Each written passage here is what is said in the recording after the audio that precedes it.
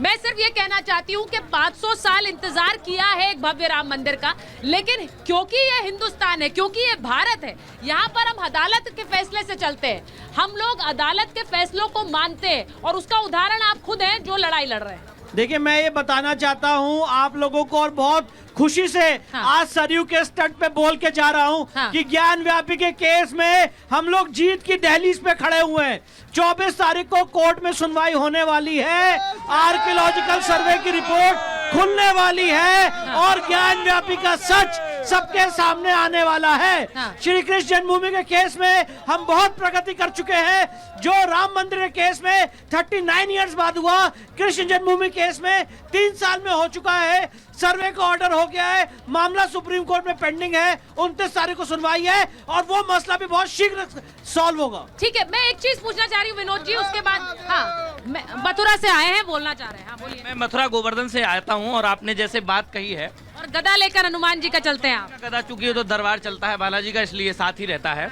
तो मैं मथुरा से आया, जैसे आपने कहा हमारे दिनेश शर्मा जी हैं वहाँ पिटीशन दायर करने वाले, और मैं उसमें महामंत्री पद पर हूँ। मैं यहाँ आया, देखा, बहुत अच्छा लगा। अभी डिबेट हो रही है राम जी के ऊपर, 22 तारीख को भगवान विराजमान हो जाएंगे तो विषय मुद्दा समाप्त हो गया।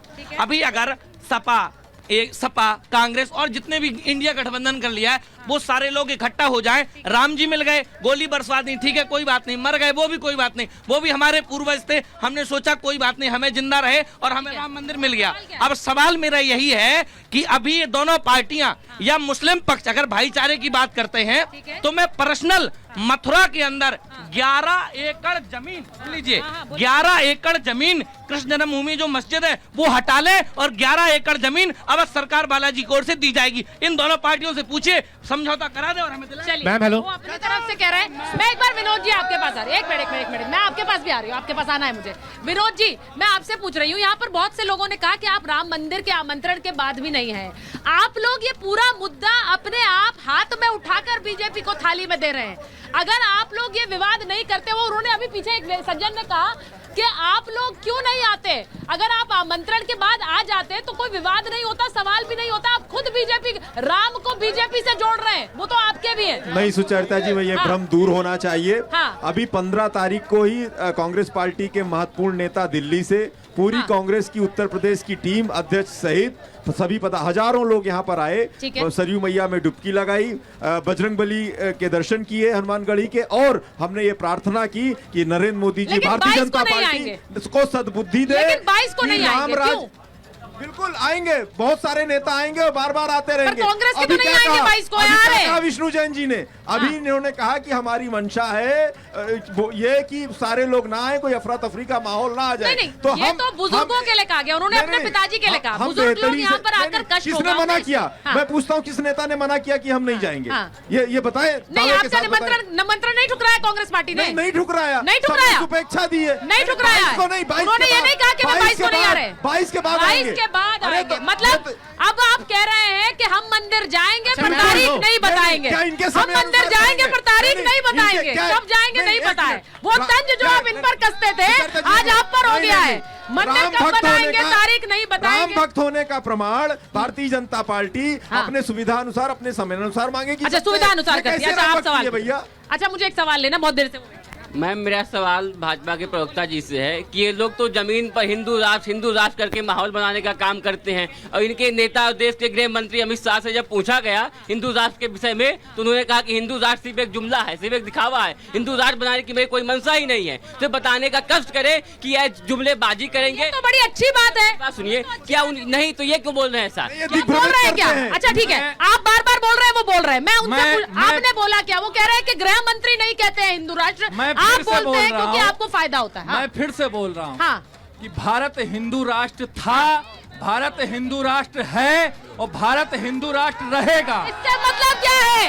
इसका मतलब क्या है, बताइए जरा। अब मैं एक दूसरी चीज आपको बता रहा हूँ।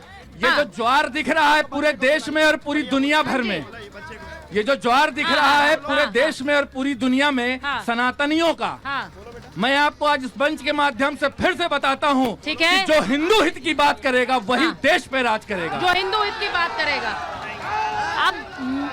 अब मैं आपको छोटा समझ के तो नहीं, आप तो साधु साधु के बेस में है तो नमस्कार ही करूंगी। हनुमानगढ़ी के महंत हैं श्री। अरे महंत जी हैं, महंत जी हैं। महंत जी बहुत बहुत प्रणाम, आपको देखकर बड़ा अच्छा लग रहा है। जय जय श्री राम, जय हनुमान जी। कुछ कहिए आज इस पावन मौके पर जब राम प्रभु श्री राम विराजमान होने वाले हैं। ये सब अयोध्या की गर्व की बात है और पूरे उत्तर प्रदेश के लिए गर्व की बात है। अच्छा। और कुछ मूर्ख ऐसे हैं जो प्रभु राम पर आस्था नहीं रखते हैं और उन पर उंगली खड़ी करते हैं। बताइए, जो भगवान के नहीं है वो जनता जनार्दन के कैसे होंगे। महंत जी बड़ी खूबसूरत बात कर रहे हैं, लेकिन ये जो संदेश है महंत जी, ये किन किन लोगों के लिए है, जरा बताइए स्पष्टता से। भाजपा के लोगों के लिए जी, जो निमंत्रण पाए हैं वो सौभाग्य की बात थी, फिर भी राम जी के दरबार में आने से इनकार कर रहे हैं, तो इसका मतलब उनका मुँह काला है, इसीलिए वो राम के दरबार में नहीं आना चाहते। महंत जी बड़ी क्षमा के साथ, बहुत क्षमा के साथ महंत जी हैं। महंत जी क्या आयु पूछ सकती हूँ इनकी? 12 वर्ष। 12 वर्ष है आयु। बहुत क्षमा प्रार्थी हूँ, आयु पूछ रही हूँ, पूछना नहीं चाहिए महंत से, लेकिन इतनी कम उम्र में इतनी जानकारी कैसे? हनुमान जी की कृपा, इसीलिए कह रहे हैं आइए, मस्तक टेकी आपका उद्धार हो जाएगा यहाँ। देखिए विनोद जी, कुछ राय बदल लीजिए, महंत जी कह रहे हैं। नहीं, मैं तो महंत जी को बताऊंगा, इनके नेता तो 22 को आएंगे, हम 15 को दर्शन करके जा चुके हैं, तो हमारा उद्धार हो चुका है। बोलिए बोलिए। कांग्रेस का कौन आया? मुख्यमंत्री जी यहाँ हफ्ते में 4 बार आते हैं, और माननीय अखिलेश जी और कौन आ, राहुल गांधी जी कौन आ रहे हैं, बताइए आप। हाँ जी, सभी लोग आते रहते, निरंतर पूजा पाठ करते हैं, साधना करते हैं, राहुल गांधी है, प्रियंका गांधी है, निरंतर सब लोग आए, मंदिर दर्शन करते हैं निरंतर। अयोध्या में आप बच्चे ने बूढ़े से नहीं, किसी से पूछ लीजिए, यहाँ कभी राहुल गांधी या अखिलेश जी आए हो तो हमको बता दीजिए। सब आएंगे, सब निरंतर जाते रहते हैं, फिर से आएंगे, निश्चिंत रहिए। सुनिए, महंत जी कह रहे हैं, महंत जी की उम्र कम है लेकिन ज्ञान बहुत ज्यादा है, और महंत जी इसीलिए कह रहे हैं कि हमने अयोध्या में 12 साल उनकी उम्र है, 12 साल में नहीं देखा कि राहुल जी आए हैं। उन्होंने कहा हमने नहीं देखा है, तो हम चाहते हैं कि वो आए। मैं सिर्फ एक बार ये कहना चाहती हूँ, समय मेरे पास बिल्कुल नहीं है, मैं एक बार बस सवाल पूछा। हाँ बोलिए बोलिए। मैं कांग्रेस के भाई से पूछना चाह रहा हूं कि ये दोहरा चरित्र क्यों जीते हैं। एक तरफ ये इनके नेता निमंत्रण को ठुकराते हैं और उसके बाद इनके और नेता आकर यहाँ सरयू में डुबकी लगाते हैं, तो ये दोबारा दोहरा चरित्र क्यों? भारतीय जनता पार्टी के हिसाब से आप वकीलों को सनातनी नहीं हो सकते, आप चरित्र का समय नहीं है, सनातनी नहीं हो सकते, दोहरा चरित्र का समय नहीं है, समय है पैदा कर सकते, समय है स्पष्टता के साथ अपनी बात रखने की। मैं सिर्फ ये कहना चाहती हूँ कि यहाँ प्रभु श्री राम की पावन धरती से जब हम अयोध्या से कर रहे हैं, विष्णु जी आपसे एक आखिरी सवाल पूछ रही हूँ।